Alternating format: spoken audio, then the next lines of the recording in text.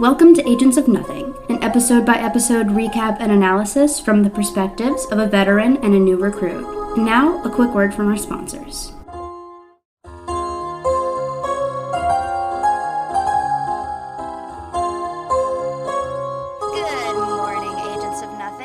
Welcome to our Agents of S.H.I.E.L.D. podcast. We are your commanding officers. I'm Mariah. And I'm Caroline. And today we're going to be talking about Season 1, Episode 4, I Spy. Woohoo! So Caroline, why don't you introduce the one new character that we meet? Yeah, so in this episode we meet a character named Aquila Amador. She is a mysterious psychic / cyborg / pre-Sky Coulson's daughter. He's got to stop doing that. He's gotta. He just cares too much. All right, what happened in this episode? So, we open, and there's no explosion this time. I'm really sad about it, actually. So, we open in Sergels Square in Stockholm, Sweden, on a group That's a tongue of... twister. Sergels Square in Stockholm, Sweden. We open on a group of white men in identical red masks, gray suits, and silver briefcases handcuffed to their wrists. They all walk through this very, public square in a domineering, entitled manner. Did not like it. I remember being, so creeped out by those red masks. Yeah. I still am. Can you imagine just minding your own business in public and you see a huge group of people in these red masks just walking? Awful. That'd be terrifying. I hate it. There's one woman who's actually holding her ground because everybody else kind of runs away. And so she's holding her ground with her eyes closed as they pass her. And so all of these men, they get on a subway car and it's disgusting. I hate this whole scene. I don't care where I'm going. I don't care if, I'm going to, I was going to say my own child's birth, but I would be there for that. It doesn't matter where I was going. If these guys got on a train with me, I would get off and take the next one. Absolutely. I'd be like, sorry, gonna be late. These guys in red masks got on the train, and I was not having any of that. For real. I wouldn't go anywhere that day. I would just go home. So the woman gets on the subway with them, and she's very much looking like she's about to take care of all of this super weird testosterone happening. And then she suddenly breaks the subway window and the power goes out, which I didn't know that those were connected, but okay. So I thought that she I don't know, it could have been a window, but I always assumed it was some sort of power box or something, a box with the switches, that just they keep all the switches for the subway in the cars. In the car. Maybe. Yes, behind a glass panel. So the bystanders, they all rush off the train, and the masked men are strewn across the floor as the lights come back on. One of them is bleeding from his severed hand, and his briefcase is missing. Not only is he bleeding from, the stump of his arm, but she fully cut the briefcase off and left the hand behind. Yeah! The hand is lying next to his arm. Disgusting. Absolutely awful. Hate it. So we then see the woman is now alone with this missing briefcase. She opens it and she goes through all the contents, which include a small clear box of what looks like those tiny little plastic clear beads that you used to make bracelets out of as a kid. I know that can't be what it is, so I'm assuming it's drugs. We do later find out that it was diamonds. Clearly, I have seen a diamond before. Yeah, obviously. And then the woman disappears as a train passes by. Super mysterious. Then we cut to the S.H.I.E.L.D. plane, and Mama May is driving as Coulson, he comes to the cockpit to annoy her. Talk to her. So he's annoying May, and he's like, maybe I should learn to fly. What do you like best about it? The freedom, the view? And she's just like, the solitude. Fucking get it, May. It sounds like my boyfriend. Introverts, man. God, why they always gotta be alone? So we go to the lab where Fitz is showing Ward the progress that he's made on the night-night gun, which I thought that we already saw that used in the first episode. Like, it seems like they're acting like they just invented it, and so I was very confused. They're perfecting it. Oh, okay. They're figuring out the little details, because I think that they, like, it was brand new in the first episode, and then this is just them, you know, whittling it down. Gotcha. Okay. So, Ward leaves the lab and he runs into Coulson, who asks how Skye is doing with weapons training. And she apparently gets the safety and magazine confused, which I don't know anything about guns, so I assume that's like a normal thing for a new gun person to get confused on. But she also apparently keeps saying bang when she pulls the trigger, which is very Ewan McGregor with a lightsaber, and I hope that she never stops doing that. Schwamp. Yeah. Schwamp.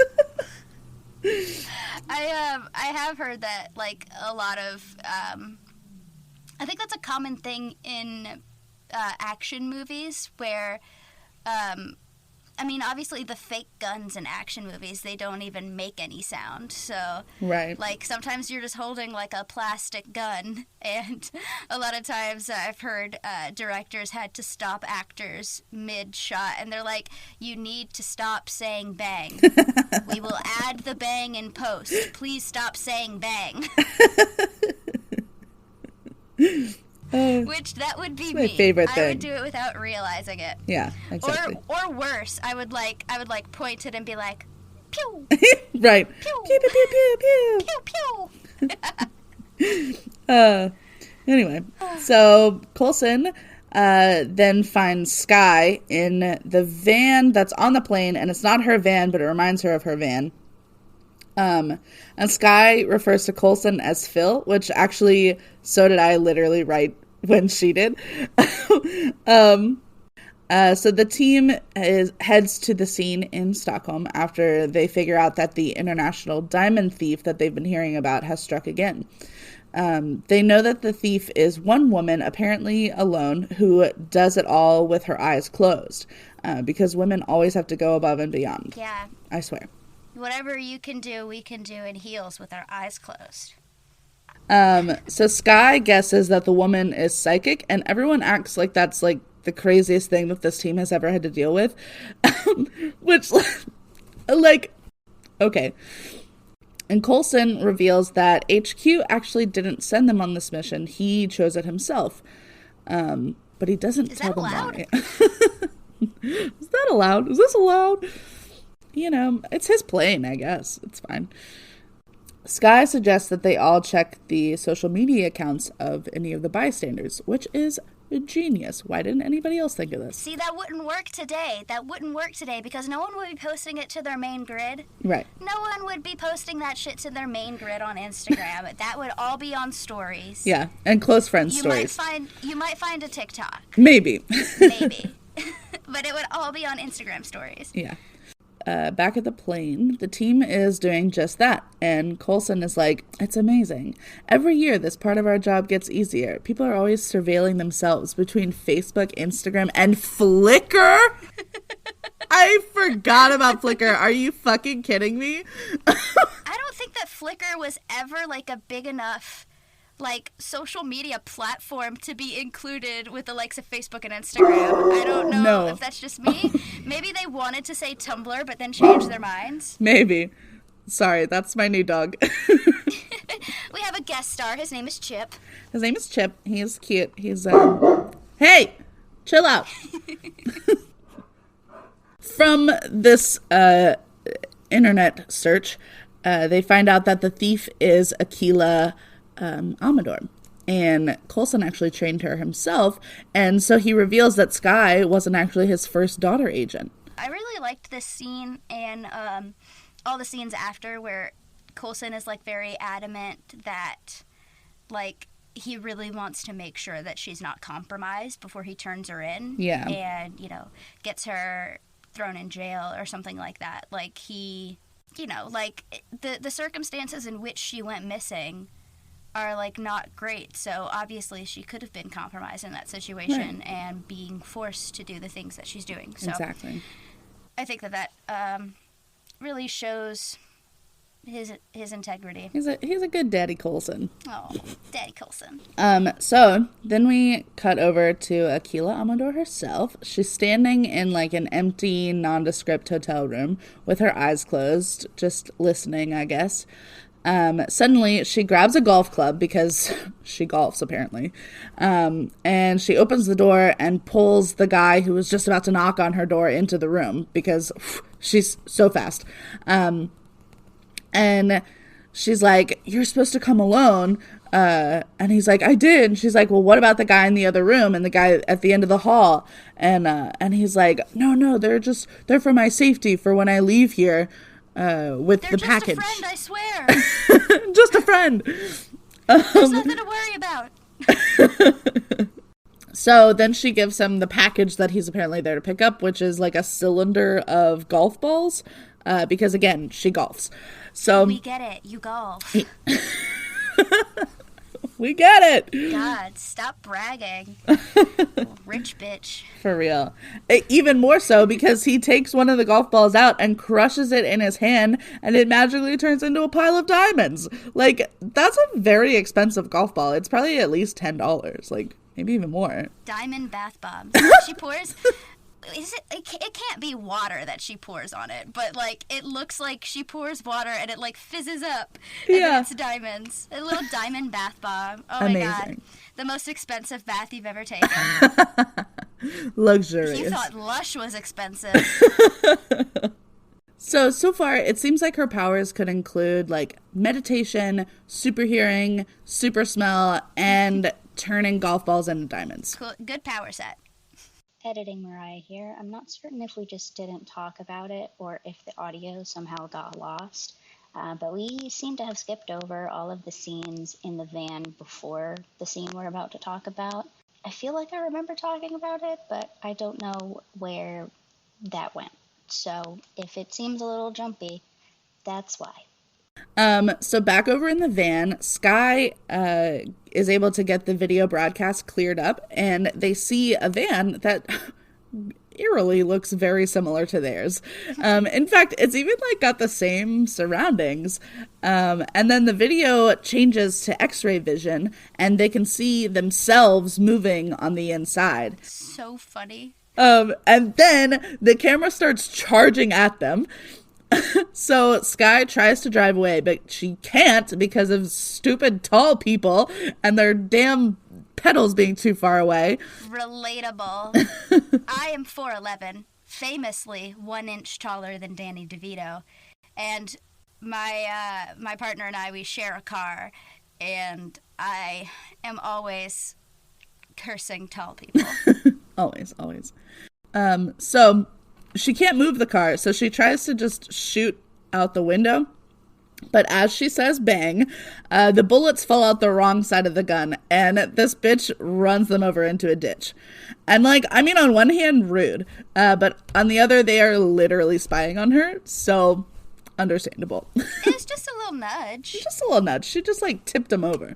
Just like cow tipping, but with a van. So, the backscatter X-ray imagery that she has, like in that camera, it's actually a really cool visual effect. So, Mark Kolpak, who's the visual effects supervisor and a king, amazing, a genius, he figured out through research that people would look white and doughy with no features, and with clothing appearing as an outline or transparent, like in traditional X-ray backscatters.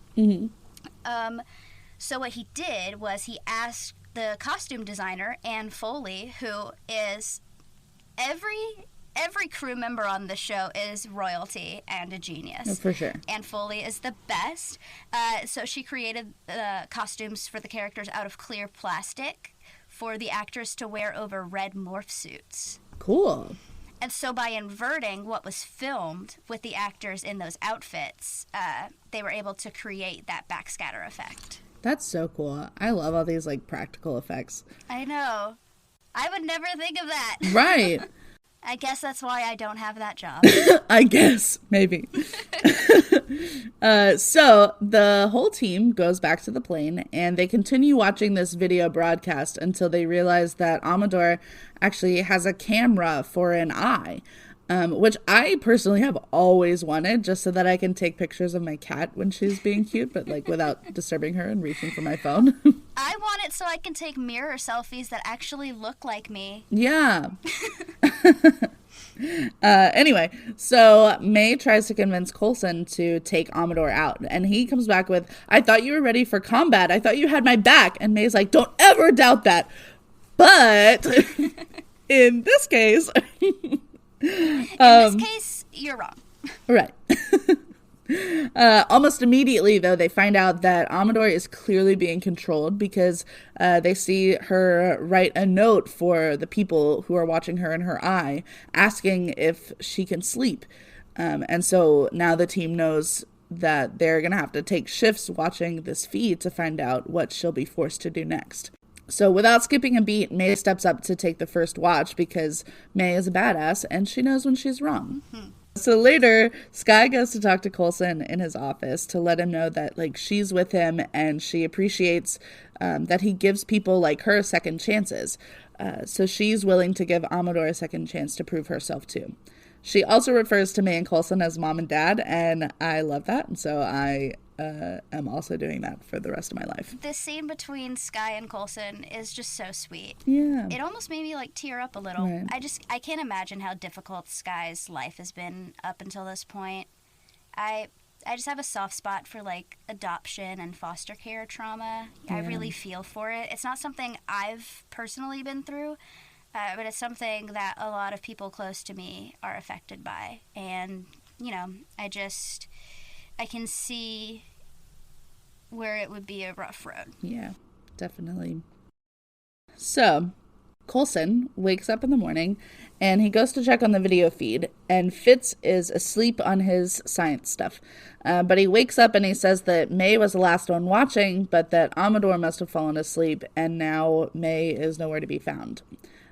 So then, oh no, May did not learn from her mistakes. She did not know when she was wrong. She went to go find Amador herself while everybody else was asleep. She finds Amador and wakes her up from inside the hotel room, and they start a fight to the death. And here's just a reenactment of my reaction to this fight scene. Finally, some May action. Oh no, May! Oh god, Coulson! Oh shit, the night-night gun. And scene. The night-night gun is my favorite aspect of the show. Yeah, definitely. Because it's just so true to Coulson and like who and what this team is. Mm-hmm. That the most important thing to them is to neutralize the threat but not kill them unless absolutely necessary. Yeah. I feel like that's something really rare in these kinds of spy shows. And, you know, maybe it's because it's Disney and it was on, like, ABC or whatever. But, I don't know, I really like it. Yeah, I think it's a good addition. I like it a lot. So Amador wakes up in a bunk on the plane, and Coulson is there to let her know what's going on and that she's safe. And she apologizes for her mistakes when she was on his team. And she warns him that her cyborg eye camera has a kill switch. And so if she looks at him, then the overlords will either kill her or make her kill him. And so he lets her know that S.H.I.E.L.D. has actually taken over the broadcast so that Ward can be her decoy on her mission, and so she doesn't have to worry about them anymore. Must be such a relief. Oh my god, I know. Could you imagine being watched every second of every day? So then we cut over to Skye and Ward outside of the facility where the mission is taking place. Skye is helping Ward get his cyborg glasses ready, and this is where we find out that Ward is ticklish. Which I love. So then apparently Fitz and Simmons are getting surgery, and then I realized that they're actually fine, but they are giving surgery. And Simmons is like, ocular surgery is really not my field of expertise. And like, yeah, that's like a very specific type of surgery. Yikes. So then we leave that there for a second. And mom and dad make up while Ward is taking over this cyborg's very dangerous robbery mission that costs at least 6 diamond golf balls worth of intel. Diamond bath bombs. Yes, diamond bath bombs worth of intel. And Fitzsimmons is performing ocular surgery on said cyborg. And they're giving this surgery with Amador awake. I'm gonna throw up. Like, hated that. The surgery scene always makes me a little queasy. More than a little queasy. Especially, like... disgusting. Oof, when she's like, let me. And then she just, like, guides the needle towards her eye. And I know. To this day, I do not even know if they show the needle going into the eye because I have to cover my eyes every time. I could not look. Nope. Can't. Anyway, so I, like, sped through that scene. Ward is on this mission. He gets to the last door, and he gets a message that he has to now seduce the male security guard, and I'm so excited. And then they immediately cop out because Sky's like, oh, you have to bromance him. And so now I'm bored. Romance. Nothing really gay about it. Do you remember the first night I met Aaron, you and him sang that at open mic? Yes, I do. That was one of my favorites. Anyway, so, but at least Ward has to try to be a person, and he has to brush up on his people skills. He immediately fails and just knocks the guy out with one of his signature terrible punches. I wish I could do that every time I fail at a social interaction. I'm having a conversation with a coworker and they keep misunderstanding me and I'm just like, just gonna put you to sleep real quick. You'll forget all about this in a few hours. Right. So then he goes into the next room, like one of those wizard tests from the Sorcerer's Stone. And he looks at the 2 math people who are in there who do not give 2 shits that he's there. And then he like looks around the room at the beautiful mind style equation that's covering all 4 walls. And on the far wall, it looks more like an abstract art project. And then he gets the message, good luck, assholes. What the writing on the wall like made me think of, you were never into Doctor Who, were you? No. Well, in Doctor Who, like, his language was, like, Gallifreyan, and there was, like, a trend on Tumblr for a while where, like, there were blogs that you could submit a phrase that you wanted written out in Gallifreyan, and it was, like, all these, like, circles and things like this, and I'm so glad that I have never had enough money to get all the tattoos that I wanted to get because Could you imagine? I would be sitting here with a Gallifreyan tattoo that said, my future is unlimited from Wicked. And thank God I was never able to get that. Actually, that'd be pretty cool. I like that. I mean, so my thought process behind it was like, it looks like the clockwork background setting of the Wicked stage. Yeah. And, like, I've always loved that line, my future is unlimited. I don't know. Yeah. I'm not that into Doctor Who anymore, so... So, Simmons has now pulled the cyborg eye out, but is not sure which wire to cut first to keep Amador from exploding. So then she makes Fitz take over, and he calls Ward, while Ward is desperately trying to escape the situation. While they're on the phone, though, Ward accidentally looks in a mirror, and so the overlords see that their mission was completed by a decoy. So then Fitz has to just cut both wires and then get the eye contained in like an ice bucket or something in the nick of time before it explodes. And then it's just like a and then it's gone. So then Ward jumps out of a window because they really like jumping out of windows on this show, apparently. And Sky pulls up in the getaway car. I knew that was coming. You knew it. I have to. So then Amador is safe, but she still has to go to jail until her trial because even though it wasn't her choice, she did still steal a bunch of stuff and kill a bunch of people. But Coulson does promise that he will testify on her behalf and try to get her out of as much trouble as he can, which good for Daddy Coulson. And as May is walking her out, Amador asks what happened to Coulson that made him so different from how she remembered him. And May is like, well, he almost died. That can change a person. And Amador is like, yeah, but what did they do to him? And May is like, what? And then Amador quickly is like, never mind. And she goes to the cars that are waiting for her. And like, what? What? Crazy foreshadowing there. Made you think. You can't see me, but I am smiling knowingly. I know something you don't. I know something that you'll know in a few episodes. That should be in a TikTok. We should make that TikTok. We should. So Coulson meets Skye back in the van, and this is actually when I realized that it was not her van the whole time. And Coulson is telling her that she did a good job, but Skye is still like being really hard on herself. But you know, it's motivating her to do better, so that's all that matters. Yeah.